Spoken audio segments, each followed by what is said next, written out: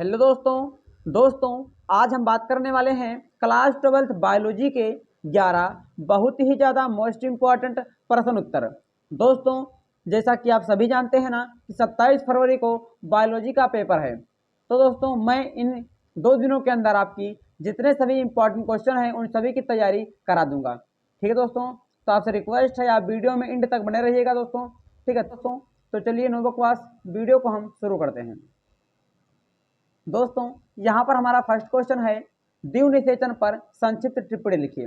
दोस्तों हो सकता है कि जो पहले के 1 2 3 क्वेश्चन आपको पता हों, लेकिन दोस्तों इसके बाद के जो क्वेश्चन है ना, ठीक है, वो इम्पॉर्टेंट है और आपको पता भी नहीं होंगे। ठीक है, तो ये नहीं कि आप वीडियो को कट करके चले जाएं। ठीक है, हो सकता है आप एक क्वेश्चन को जानते हों। क्वेश्चन क्या दोस्तों, द्विव निषेचन क्या होता है। दोस्तों मैं आपको बहुत ही आसान तरीके से बताऊंगा। तो परागनलिका से 2 परागकण आते हैं। ठीक है, एक परागनलिका होती है, उसी से 2 परागकण आते हैं और जब यह अंडकोशिका में उपस्थित केंद्रक से निषेचन करते हैं। ठीक है दोस्तों, 2 आते हैं और उनमें से एक जब अंडकोशिका में उपस्थित केंद्रक से निषेचन करता है और दूसरा पराग को कण ध्रुवीय केंद्रक के द्वितीय केंद्रक से निषेचन करता है तो इसे त्रिक संलयन कहते हैं। दोस्तों एक ही भ्रूण कोश में 2 संलयन हुए हैं, अतः इस क्रिया को द्विव निषेचन कहते हैं। अब दोस्तों आप समझिए ध्यान से, परागनलिका से 2 परागकण आते हैं। ठीक है, एक जो होता है ना वो अंडकोशिका में उपस्थित केंद्रक से क्रिया करता है या निषेचन करता है, और जो दूसरा होता है वह परागकण जो होता है ना वो ध्रुवीय केंद्रक के द्वितीय केंद्रक से निषेचन करता है। ठीक है, तो यहाँ पर एक बार निषेचन अंडकोशिका में हुआ और एक बार ध्रुवीय केंद्रक में हुआ, तो यहाँ पर निषेचन 2 बार हुआ है, अतः इसीलिए हम द्विव निषेचन कहते हैं। इसका नाम है द्विव, मतलब होता है 2, निषेचन माने होता है निषेचन। ठीक है, तो यहाँ पर 2 बार निषेचन हुआ, इसीलिए इसे हम द्विव निषेचन कहते हैं। दोस्तों एक क्वेश्चन आपके बोर्ड एग्जाम में पूछ लेता है और बहुत ही ज़्यादा इंपॉर्टेंट भी है कि त्रिक संलयन क्या होता है। ठीक है, तो आपको यहाँ से लेकर यहाँ तक लिखेंगे दोस्तों, वही है त्रिक संलयन। तो अब हम जान लेते हैं कि त्रिक संलयन क्या होता है। दोस्तों यहाँ पर एक जो परागकण था वो अंडकोशिका में उपस्थित केंद्रक से क्रिया किया और जो दूसरा था वो द्वितीय केंद्रक से निषेचन करता है, इसका नाम है द्वितीय। यानी पर यहाँ पर 2 केंद्रक पहले से थे और एक आ गया कौन, दूसरा जो परागकण था वो आ गया, तो यहाँ पर जो केंद्रकों की संख्या हो गई 3 हो गई, इसीलिए इसे हम त्रिक संलयन कहते हैं।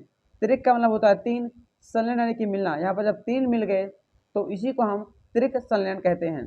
दोस्तों आशा करता हूँ आप निषेचन एवं त्रिक संलयन को यानी द्विव निषेचन और त्रिक संलयन को अच्छे से समझ गए होंगे। दोस्तों आगे लिखेंगे, द्विव निषेचन यानी कि डबल फर्टिलाइजेशन की खोज नावास्टिन ने 1898 ईस्वी में करी थी। ठीक है दोस्तों, इंपॉर्टेंट पॉइंट है आपके लिए, तो इसको भी आप अच्छे से तैयार कर लीजिएगा। दोस्तों यहाँ पर हमारा सेकंड क्वेश्चन है, बहुभ्रूणता पर टिप्पणी लिखिए। दोस्तों इंपॉर्टेंट क्वेश्चन है दोस्तों, मोस्ट इंपॉर्टेंट है। ठीक है, कि बहुभ्रूणता क्या होती है। तो सबसे पहले बहुभ्रूणता की खोज लीवनहॉक ने 1791 ईस्वी में संतरे में करी थी। ठीक है, आपको याद रखना है इसकी खोज लीवनहॉक ने 1791 में संतरे के बीज में करी थी। दोस्तों अब हम इसका डेफिनेशन जानेंगे। एक बीजांड या बीज में एक से अधिक भ्रूणों का उत्पन्न होना बहुभ्रूणता कहलाती है। ठीक है दोस्तों, इसका नाम क्या है, बहु माने होता है बहुत, भ्रूणता यानी कि भ्रूण। ठीक है, तो जब एक बीज या एक बीजांड से एक से ज़्यादा यानी कि बहुत जब भ्रूण उत्पन्न हो जाएं तो उसी को हम बहुभ्रूणता कहते हैं। दोस्तों अगर आप एग्जाम में भूल जाते हैं फिर भी आप इस तरह से लिख दीजिएगा बहुभ्रूणता। ठीक है, तो जब एक बीज से बहुत भ्रूण निकलते हैं तो उसी को हम बहुभ्रूणता कहते हैं। दोस्तों आशा करता हूँ आप बहुत ही अच्छे से इसे समझ गए होंगे। दोस्तों यहाँ पर हमारा थर्ड क्वेश्चन है, अनिषेक फलन पर टिप्पणी लिखिए। क्या दोस्तों, अनिषेक फलन क्या होता है, इस पर आपको इसका डेफिनेशन आपको लिखना है। अंडाशय से बिना निषेचन के फल निर्माण की प्रक्रिया को अनिषेक फलन कहते हैं।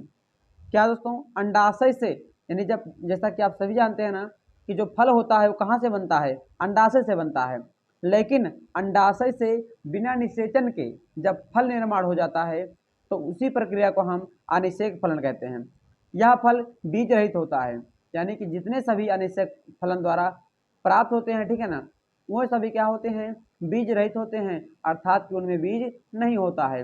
उदाहरण के लिए केला हो गया, अंगूर हो गया, ठीक है, ये सभी अनिषेक फलन के उदाहरण हैं। दोस्तों आशा करता हूँ आप इसको भी बहुत ही अच्छे से समझ गए होंगे। तो चलिए हम बात कर लेते हैं हमारे 4 मोस्ट इम्पॉर्टेंट क्वेश्चन की तरफ।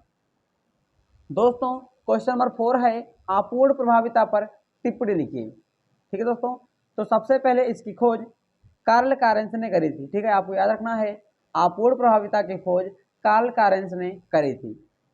इसका डिफिनेशन है जब दो कारक उपस्थित होते हैं और दोनों में से कोई पूर्ण रूप से अपना प्रभाव प्रकट नहीं करते हैं तो उसे हम अपूर्ण प्रभाविता कहते हैं। दोस्तों जब दो कारक हों, ठीक है, दो हों लेकिन दोनों में से कोई भी पूर्ण रूप से अपना प्रभाव प्रकट ना करें, ठीक है, तो उसी को हम अपूर्ण प्रभाविता कहते हैं। अब दोस्तों हम चित्र के माध्यम से समझेंगे। यहाँ पर लाल पुष्प है जिसे हमने माना है कैपिटल आर, और सफ़ेद पुष्प है जिसे माना है स्मॉल आर। इसका युग्मक निकलेगा तो कैपिटल आर हो जाएगा, इसका युग्मक निकलेगा तो स्मॉल आर हो जाएगा। ठीक है, जब इसमें हम क्रॉस कराएंगे तो ये कैपिटल आर और ये स्मॉल आर हो जाएगा। कौन सी पीढ़ी है? तो F1 पीढ़ी है। और दोस्तों जो इसका संतत है कैसा प्राप्त हुआ है? गुलाबी रंग का प्राप्त हुआ है। ठीक है, तो यहाँ पर दोस्तों एक कारक लाल हो गया, एक कारक सफ़ेद हो गया। ठीक है, लेकिन दोनों में से कोई भी अपना प्रभाव पूर्ण रूप से नहीं दिखाया है, दोनों ने आधा आधा अपना प्रभाव दिखाया है, इसीलिए पौधा कैसा हो गया दोस्तों? गुलाबी हो गया। ठीक है, यहाँ पर लिखा है कि जब दो कारक हों और दोनों में से कोई पूर्ण रूप से यानी पूरा पूरा अपना प्रभाव ना दिखाएं, ना इसने पूरा दिखाया है ना इसने। अगर ये दिखाता पूरा तो पौधा लाल हो जाता, अगर ये दिखाता पूरा तो सफ़ेद हो जाता, लेकिन दोनों ने आधा आधा दिखाया है इसीलिए कैसा हो गया? गुलाबी हो गया। ठीक है दोस्तों, तो ये होता है अपूर्ण प्रभाविता। इसका नाम क्या है? अपूर्ण। पूर्ण माने क्या होता है? पूरा। आ लग गया तो दोनों क्या करेंगे? आधा आधा अपना प्रभाव दिखाएंगे। दोस्तों आशा करता हूँ आप इसे भी बहुत ही अच्छे से समझ गए होंगे। तो दोस्तों यहाँ पर हमारा क्वेश्चन नंबर 5 है इंटरफेरॉन पर टिप्पणी लिखिए। क्या दोस्तों? इंटरफेरॉन पर टिप्पणी लिखिए। तो जब हमारे शरीर की कोशिका विषाणु के द्वारा संक्रमित होती है तो विषाणुओं द्वारा संक्रमित कोशिकाएं एक एंटीवायरल प्रोटीन बनाती हैं, इसी प्रोटीन को इंटरफेरॉन कहते हैं। अब दोस्तों समझिएगा कि जब हमारे शरीर की यानी हमारे शरीर में से कोई भी सेल, कोई भी कोशिका जब वायरस के द्वारा क्या होती है? संक्रमित होती है, तो वायरसों के द्वारा जो संक्रमित कोशिकाएं होती हैं वह एक प्रोटीन बनाती हैं जिसका नाम है एंटीवायरल प्रोटीन। ठीक है, इसी प्रोटीन को हम इंटरफेरॉन कहते हैं। ठीक है दोस्तों, अब लिखेंगे खोज। तो इसकी खोज आइजैक एवं लिंडेमान ने करी थी। दोस्तों इंटरफेरॉन की खोज किसने करी थी? तो इंटरफेरॉन की खोज आइजैक एवं लिंडेमैन ने करी थी। दोस्तों आशा करता हूँ आप इस क्वेश्चन को भी अच्छे से समझ गए होंगे। तो चलिए हम बात कर लेते हैं हमारे अगले क्वेश्चन की तरफ। दोस्तों क्वेश्चन नंबर 6 है सहभोजिता पर टिप्पणी लिखिए। ठीक है दोस्तों, क्या है सहभोजिता? दोस्तों इंपॉर्टेंट क्वेश्चन है ये भी, और काफ़ी बार आपके बोर्ड एग्जाम में पूछा भी गया है। तो वह पारस्परिक क्रिया जिसमें एक जीव को लाभ होता है और दूसरे जीव को ना तो लाभ होता है ना ही हानि होता है, इसी क्रिया को हम सहभोजिता कहते हैं। अब दोस्तों समझिएगा, यानी कि सहभोजिता वह होता है, ठीक है, वह क्रिया है जिसमें एक जीव को तो लाभ होता है और दूसरे जीव को ना तो लाभ होता है ना ही हानि होता है, उसी को हम सहभोजिता कहते हैं। अब दोस्तों उदाहरण है आम की शाखा पर उगने वाला आर्किड। दोस्तों आप सभी देखे होंगे जो आम का, ठीक है, जो वृक्ष होता है, जो पौधा होता है, ठीक है, आम का जो वृक्ष होता है उस पर आपने देखा होगा कि एक जो है एक पौधा उग जाता है जिसका नाम है आर्किड। ठीक है, आर्किड को तो लाभ हो रहा है, ठीक है दोस्तों, ये फल रहा है, फूल रहा है, तो इससे लाभ हो रहा है, लेकिन आम को ना तो लाभ होता है ना ही हानि होता है। तो दोस्तों आर्किड कैसा है दोस्तों? तो आर्किड जो है सहभोजिता इसमें गुण होता है। ठीक है, यानी कि आर्किड को तो लाभ हो रहा है लेकिन आम को दोस्तों ना तो हानि हो रहा है ना तो लाभ हो रहा है, इसी क्रिया को हम सहभोजिता कहते हैं। ठीक है दोस्तों, तो आशा करता हूँ आप इस क्वेश्चन को भी अच्छे से समझ गए होंगे दोस्तों। तो दोस्तों आज के लिए इतना ही दोस्तों, यहाँ पर 6 क्वेश्चन मैंने आपको उत्तर सहित बता दिया है। आशा करता हूँ कि आप सभी क्वेश्चन को अच्छे से समझ गए होंगे। ठीक है, और दोस्तों इससे आगे जो क्वेश्चन नंबर 7 है इसी प्रकार से हम आगे बढ़ते चलेंगे दोस्तों। तो आपसे रिक्वेस्ट है आप हमारे चैनल को सब्सक्राइब कर लीजिएगा। ठीक है दोस्तों, ताकि आपकी तैयारी बेहतरीन बन सके। तो दोस्तों अगर आपको वीडियो अच्छा लगा हो तो वीडियो को लाइक कर दीजिएगा, दोस्तों में शेयर जरूर करिएगा, ठीक है दोस्तों। और आप एक छोटा सा एक प्यारा सा नन्हा सा कमेंट कर दीजिएगा, क्योंकि दोस्तों बहुत ज़्यादा मेहनत लगती है वीडियो को बनाने में, ठीक है दोस्तों। तो लाइक करना, ठीक है, चैनल को सब्सक्राइब करना और कमेंट करना दोस्तों आपका काम है दोस्तों, आप इतना हमारे लिए तो कर ही सकते हैं। और दोस्तों वैसे आपको बहुत बहुत बहुत धन्यवाद, ठीक है, कि आप दोस्तों हमारे साथ जुड़े हुए हैं। तो फिर मिलेंगे अगले वीडियो में, तब तक के लिए दोस्तों जय हिंद, वंदे मातरम।